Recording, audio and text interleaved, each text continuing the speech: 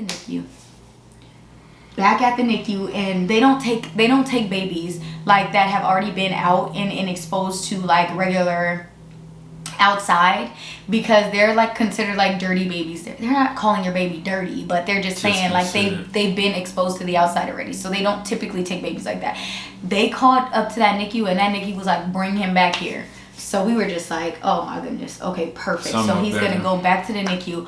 One of the nurses that we love so much, I hope she doesn't mind me saying her name is Marla, and she was there that day that he got readmitted to the hospital, and she just came around the corner and she just held her hands out, and I just like went to Marla and I just cried on her shoulder, and she was like, I'm so sorry, and I'm just like, oh man.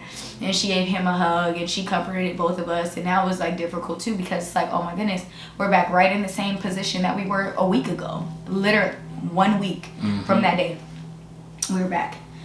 And long story short, they couldn't figure out exactly why his sodium dropped. What happened was his sodium dropped. I left that part out. His sodium dropped to a deathly rate. First of all, your sodium is supposed to be at least 130, right? 133. 133 when you are that age. His sodium wasn't even in the triple digits. So it was deathly low, and they could not figure out why. They're asking us, is it the way that you mix the formula? And we're just like, no. We had experience mixing formulas, so they were asking because it could be the water diluting the milk a lot, so it could be just like diluting all the sodium in his body if he has too much water intake. And then first of all, I was breastfeeding at the time, so I was giving breast milk at the time, and so we didn't even know that the formula was there until Thursday. So this is a time span of 7 days. We were giving him breast milk. I had so much breast milk stacked up because I was pumping more than he was eating. So I had freezer full of breast milk, and so we were giving him breast milk, and we didn't even know that he had the formula until Thursday, and we gave it to him Thursday night for 4 hours only. They did every test under they did an EEG, they did all kind of x-rays, they did so many blood tests, blood gases, blood tests, drawing blood. They did everything under the sun, and they could not figure out how his sodium dropped that low. And he got a blood gas right before he left the hospital, and it was 133. So the fact that it dropped that low in 7 days was like it was just absurd. It was crazy. Yeah. Nobody could figure it out. All his tests came back 100% perfect. He has always been a healthy baby, though. He's never had any lung issues, never had any heart issues, never had any brain issues, nothing. So every test came back perfectly positive. So, and about a week after that, on Wednesday, they got everything back up. He had to get, this was about his third blood transfusion at this point. So he's gotten this is his third blood transfusion at this point. And a week after, we went back home. Yep. And then if you want to take it from here. Came back home, and life was full of appointments and really just doing normal things, Him, seeing the sun, going on walks, seeing family. And after a couple months, I think it was December, we went in for his appointment. No, it was November. So we went in for the swallow study, and they, saw that it still was like not healing properly, basically, and they scheduled, his third surgery for January 20th.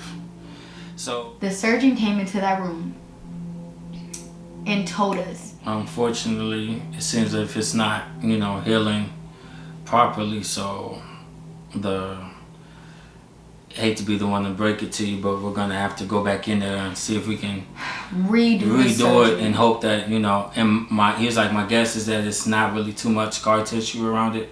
We're hoping it's not, because if it's not as much scar tissue, that means we don't have to pull too far up, or it'll be an easier surgery. So on that day, we found out that CJ, his esophagus had completely closed back. Yep. And they had to redo the surgery. Back at square one. What? We were like, what? What do you mean you have to redo this surgery?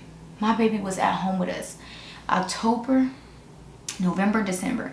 And see, he would do things when he was home, like it would like get to a certain point in his esophagus. Like I feel like the saliva kind of got a certain point, like in his mouth, to where he would just like spit it up.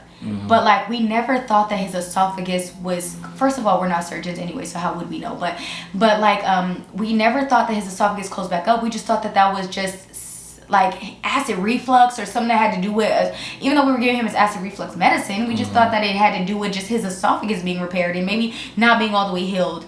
So it was just like, what?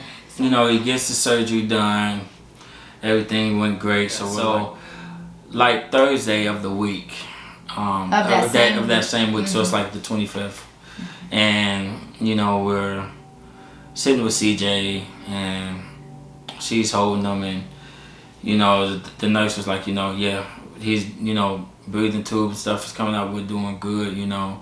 So we're like, great, okay, maybe we're making great progress. And then she's sitting, you know. Well, we were making great progress. Yeah. We were. We phoned for the nurse to come in. We're like, okay, we held him, you know, he's really, you know, in his sleep now. Let's sit him down, let him relax and everything. So the nurse was like, fine. So come to grab him, and you know, the nurse grabs him and gets to, you know, getting ready to lay him down. No, I put him in bed. Okay. I put him in bed. So I had him, and then I put him in bed, and then the nurse, like, because we were both, there's so many things connected to him. She's holding some stuff, I'm holding some stuff. So like I put him in bed, and then she like moves something around, and his Rapogel slips out because it was in her hand. She was like, the Rapogel slipped out. And I was like, oh my goodness. So let me just explain to you guys. A Rapogel is a tube that he has had since he was little. Okay, so this is a tube that sucks all the saliva from inside of your throat so that it doesn't go into your lungs to aspirate. He already just had this surgery, so nothing can go into his lungs at this point. Everything has to be sucked out from his stomach. So this tube went into his mouth all the way down to his stomach, sucking everything out. So imagine a tube like this long, right? It was like used to keep the esophagus open, as well as sucking any after surgery, anything from his stomach. Also keeping the saliva down to a low so that CJ is not aspirating or choking or anything like that. Because at this point, he hasn't even done his next swallow study. So who knows if he's going to be able to swallow, aspirate, things like that. And so, yeah, so after that, she calls Dr. Yu, and well, she calls the doctor, and after she talks to the doctor, you know, I guess they had to talk to her. He was like, just leave it out, you know.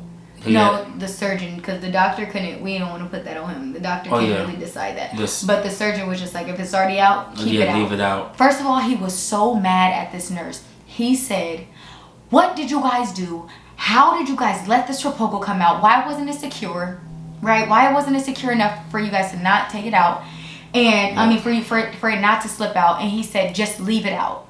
She came back in the room. She said, yeah, he's not happy with me at all.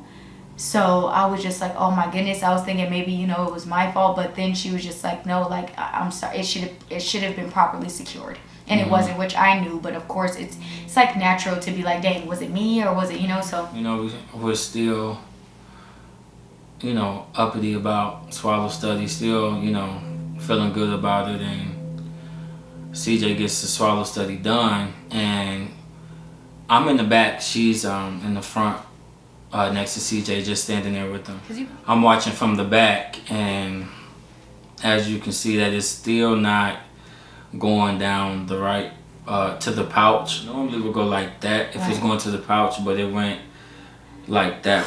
And that means that all that contrast, that means that his esophagus was like this. That means that it was open to the point where all of that contrast, because this is a live x-ray, remember this, like they're putting the contrast in and watching it flow down on the live x-ray. That opening in his esophagus had to be so big that all of that contrast, it went immediately to the side. Let me go get CJ and baby. So we go down for the swallow study, and we find out that it still isn't going down to the pouch. Yeah, so basically what he said was he came in there and we saw that there was like a minor leak, and then so he was just like, okay, yep. He comes down and he goes, I saw it. He goes, all right, so I'm sorry, but it doesn't look like your son's esophagus is healing. So I think that we're going to need to do what's called a cervical esophagostomy. You remember, Mom and Dad, what we were talking about, where we take and you know how somebody talks and you're just like it's not like womp womp womp, but it's just like everything is just so like it's blurred and you're not really comprehending. Because it's like wait, we're going to have to do another surgery, and like 3 surgeries in 3 weeks. What? Another surgery?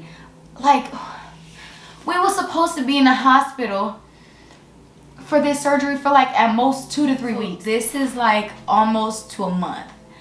Like, and so we're just like, okay. So he's just like, yeah. So I was hearing him, but it was just hard to listen.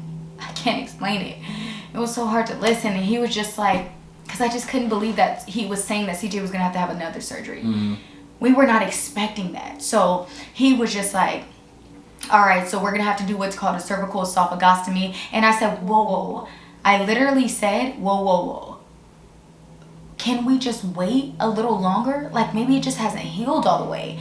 And he was like, no, I really don't see the point of waiting. If it's not healed by now, it's not going to heal. There's too much scar tissue. I mean, there was always a possibility of this and blah, blah. I'm just like, babe, I said, okay. I was like, doctor, can you give us a second? He's just like, yeah, sure. And I said, babe, can you come out here with me for a second? Mm-hmm. And I was like, we're not doing this. I was like, we need to get a second opinion. When CJ was first born, I was researching esophageal atresia like I was in school for it. I studied everything. I studied the places that treat esophageal atresia. I studied exactly what it was. I did a lot of research on esophageal atresia. And so I already knew that there was one place that had an esophageal atresia airway treatment center. We needed to go to Boston. I did not know how we were going to get there. Neither did he. But we were just like, you know what? Once I brought it to him, I came with some cold hard facts, because I knew if I was going to tell him we're going to turn down this surgery, I was going to have to come with something that he would feel comfortable with. You cannot, like, first of all, we both don't know what we're doing, really. Like, we just know that we need to advocate for our son, and we're just doing what parents do. We just needed to protect him. Yep. We needed to save him. Like, so we were just like, okay, so I came to him with some cold hard facts. I told him about this place. I told him like the statistics coming out of this place. I told him about the success stories, and he was just like, all right, Boston it is. Cool. On the phone, I scheduled I scheduled like some type of appointment. I spoke to one of the ladies that is very, very, very helpful at Boston Children's Hospital. I don't want to say her name, but she knows who she is. I mean, she plays a huge part at that Boston Children's Hospital, a huge part.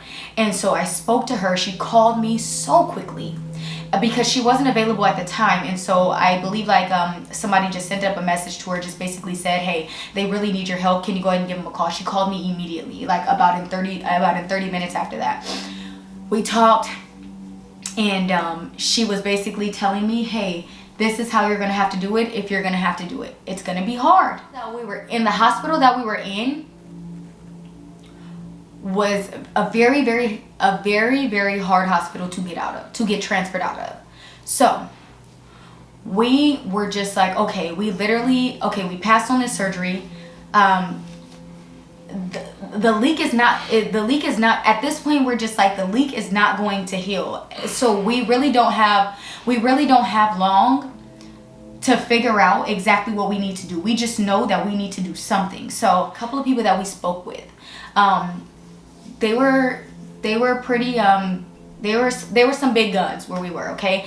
And so they pretty much told us like, hey, if you're gonna want this to happen, you guys are gonna have to get some support behind you. So they were just basically like, it's not gonna happen unless you do.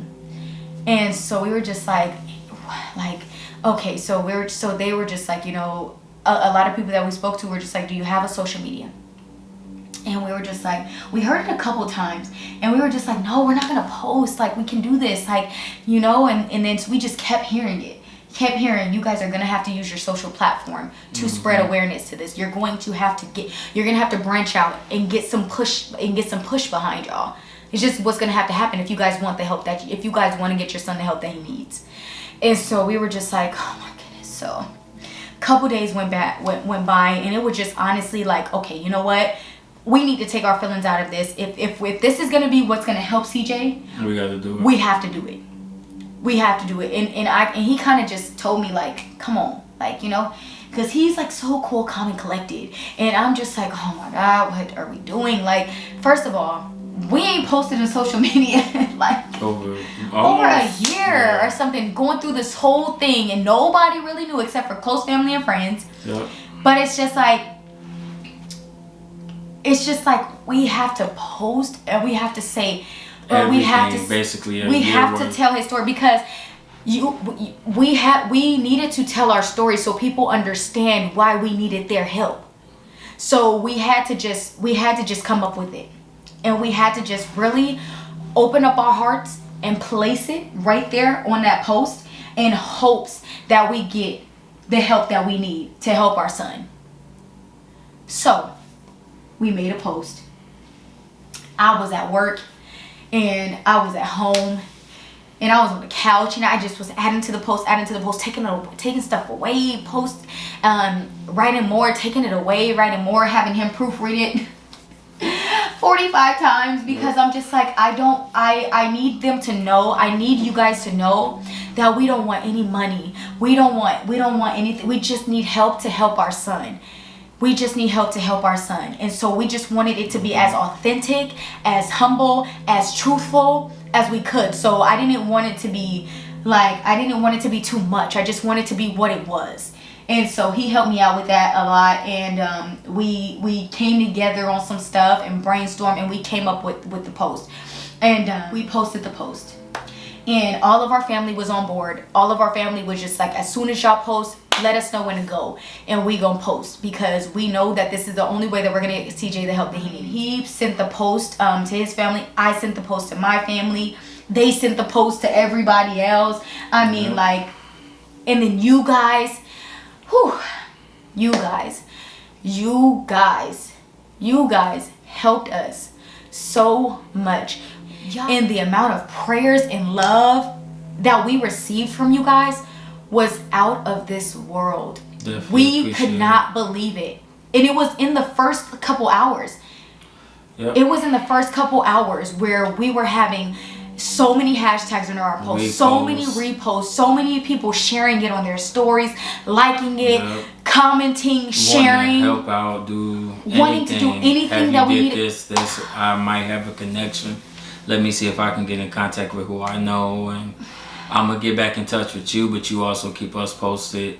And I mean, I know this person. Yeah, it was like even some people I haven't talked to since like high school. Just kind of was like, you know, well, I'm in this field, so let me see if I can, you know. Yes, I know this person. I know this newscaster. I know this person. Exactly. People were giving us so many thoughtful and so many helpful tips, and so many, like, connecting us with so many people. Yeah. Oh, it was just an overflowing amount. And we do thank you all. Definitely do thank you all. Thank you guys so much. Definitely do thank you all. I don't think that you guys know enough how that helped us out. I'm telling you, by us posting, by you guys posting, by you guys reposting, sharing, it, first of all, it got seen by the people who needed to see it. Like, oh my goodness, I was telling this story every day, about 45 times a day, trying to get my son the help that he needed. So this is like, it goes one day, okay, we're getting so many posts. The next day, wake up and do it again. We have to post, we have to hashtag, we have to get this seen by the person who needs to see it, so that our son can go to Boston. So during this process, you know, CJ's still going through his daily of, you know, being on very high dose, well, not high dosage, but very strong medicine where he's sleep, not moving, and we're still trying to figure out A to B on how we're gonna do this. So during this time, you know, we're still, you know, pushing to get CJ to Boston, and the doctors and nurses are, asking for updates on as far as what our plan is to get to Boston, and are we sure and are we positive that that's what we want to do? Also, are we prepared for what comes with, trying to get CJ to Boston on our own?